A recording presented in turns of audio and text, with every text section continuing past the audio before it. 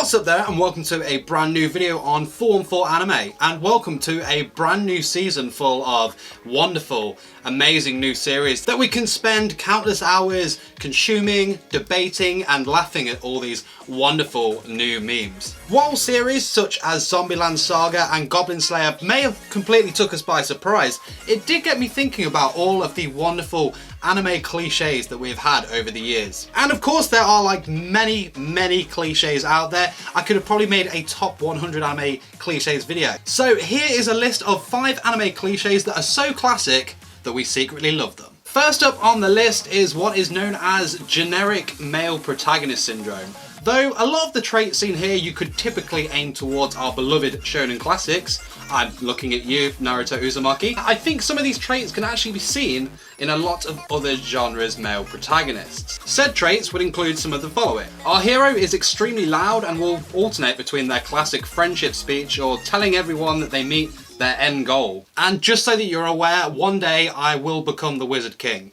Just putting that out there. They are often between the age of 11 and 18. You can usually find them at school. Their seat in the classroom is of course by the window, so they can stare longingly into the horizon, dreaming of their previously mentioned end goal. Classic trait of the male protagonist is being ever so unreliable, often in the form of never being on time. This includes battle. The majority of the cast are pretty much on death's door. The main big boss is on the verge of a big victory and boom, male protagonist. Well, hello there. One of the main ingredients is the dark past. This is essential in the build of our main protagonist, which adds great character depth as the story progresses. The Elric brothers from Full Metal Alchemist would be a very good example here. The dark past or tragic backstories will come in the form of either being an orphan, one or both parents being dead, experiencing a tragic event. The list really does go on. And I'm sure that we can agree here, but one of the most annoying things, one of the most annoying traits of all anime male protagonists is how clueless or dumb they are by the advance, or any obvious shows of affection by that of the opposite sex. I mean, even if they are interested in the girl themselves, they will do whatever is in their power to be eternally dumb when interacting with them. A classic example of this would be Kirito from the Sword Art Online series. I mean,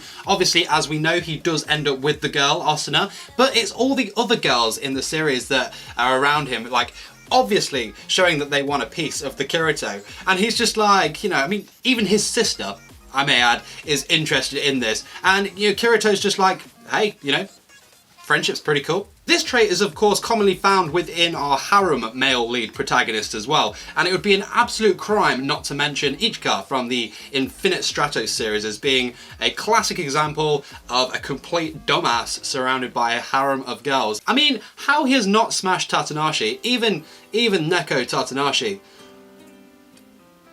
Bruh, I mean, come on. Other traits include being overly friendly to almost everyone they meet, having a constant hunger, though you can't blame them. Anime food is basically foodborne. Our male protagonists are often very average, but they have a hidden ability or power that lays dormant until they are on the brink of death, and of course, becoming best friends with every enemy they face once the battle is over.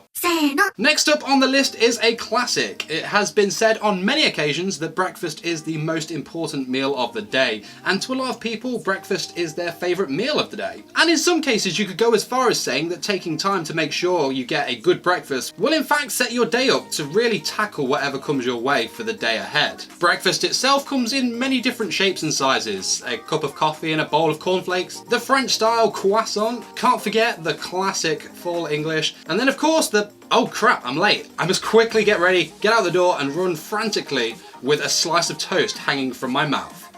Classic. Okay, so you're settling into a series. You're on episode 7 or 8 on a 12 episoder. By this point, you've got a pretty good grasp on the characters and their backstory. Now either decided on a best girl or you're fighting between two. The episode starts as normal, and then a few minutes in, the gang are usually grouped together, and the following will be said. You know what? I'm glad Summer's here. I really think that we should do something together. And then the most beautiful words known to anime are spoken. Hey, I know, we should go to the beach. Yes, yes, yes, yes, yes, you should go to the beach.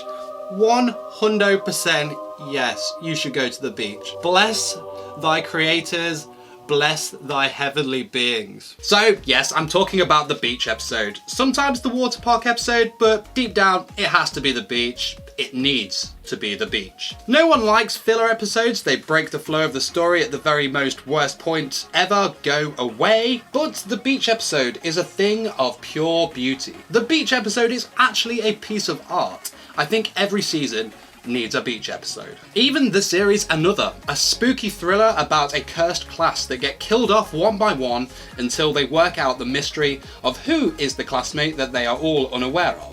It's a series full of tense atmosphere and an eased feeling of not knowing who to trust. And almost every situation has you on the edge of your seat because you just know someone is going to die horrifically. Oh, and the umbrella scene. A scene that will strike fear into you every time you see an umbrella for the rest of your life. What? お前はもう死んでいる。何? But even they managed to throw a beach episode in there, though, spoiler, it doesn't end very well. And you know what's beautiful about the beach episode is that it really gives the creators a chance to show off their characters in a different light. A different set of scene, attire we're not used to seeing them in. It makes for great viewing, seeing the girls in all their different swimsuits. Some are, of course, very comfortable in their bikinis, and others are just adorably embarrassed. The beach episode really does a great job at character interaction and just gives you more of an insight into each individual, and obviously throws in scenes that make you feel all cozy inside. And stop! It's fan service. It's all about the fan service. Not even sorry about that.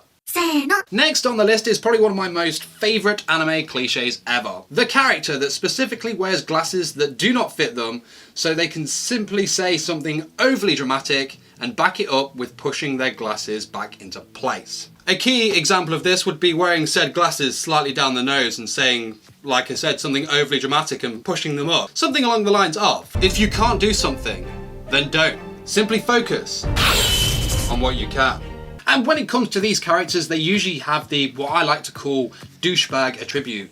To list a couple would be Uryu from Bleach and Togami from Danganronpa. Of course, not all characters are of this attribute. Take Sakamoto from Haven't You Heard I'm Sakamoto, for example. So stylish! But when it comes to this topic, there really is one character that stands out above the rest. The creme de la creme of bespectacled beauties. And that is Shiro from Log Horizon.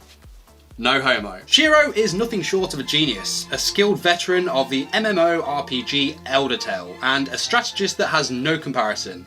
He is in fact so skilled that he managed to change the very laws of the world he now inhabits. His knowledge of the game is that impressive that it has been compared to that of an encyclopedia. And what we love about Shiro though is of course the specs. After almost every sentence, he pushes up the glasses and, like mentioned, tends to say something pure badass while staring into the distance. A true master of the art. And before we move on to our final entry, I obviously can't talk about anime glasses wearers without mentioning the majestic light that shines on those lenses. The animation involved in making these moments even more dramatic than they already are is just pure art form. Our final entry is a cliche that has been with anime since the beginning of time, which is the crazy protagonist hairstyle. Anime characters have always stood out, mainly for the overly huge eyes and the woman having overly huge... I joke, there's no such thing as overly huge, but mad respect to the flats. Boobs are boobs, right?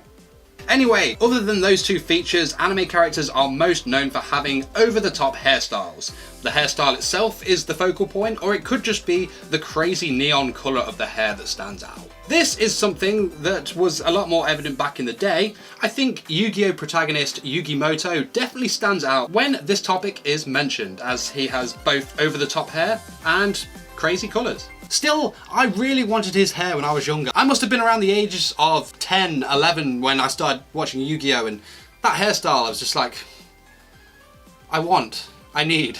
So cool. Though they have done a better job at either making the protagonists a bit more, and I quote, normal, or making random people in the background fit in with the theme of characters that actually have a role in the series. But even in today's more recent series, you can still play a good game of Spot the Protagonist. So there are 5 anime cliches that are so classic you secretly love them. If there are any anime cliches that you love, leave them in the comments. Don't forget to smash the like button if you enjoyed this video, and subscribe for more anime content. Until next time, my fellow weebs, peace!